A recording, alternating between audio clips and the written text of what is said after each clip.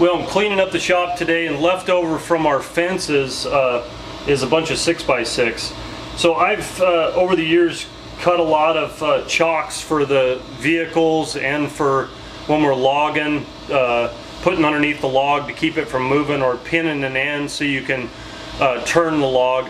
And these work great. You can either use a 4x4 or a 6x6. I like the 6x6s, but so cut a 45-degree angle on it. I usually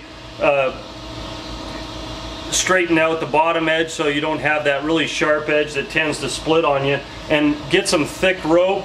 I think this is 3/4 or 1 inch, and just make a quick loop handle out of it.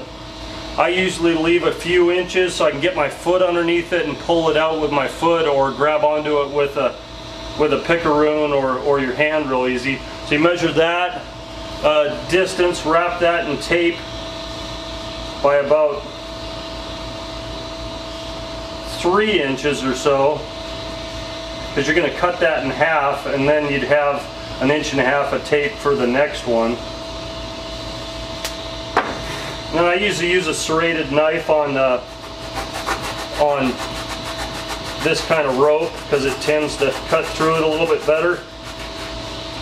And then I torch the ends, because you don't want them coming unfrayed and having it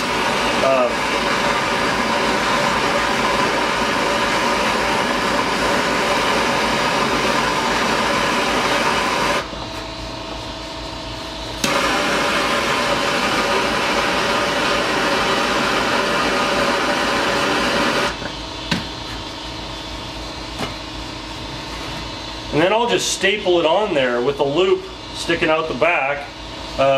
You can nail it, staple it, put all kinds of different fasteners in it just to hold it on there. But the staples seem to work really well for me. I've made one years ago, and I use them pretty heavily, and they've stood up really well and haven't pulled the staples out.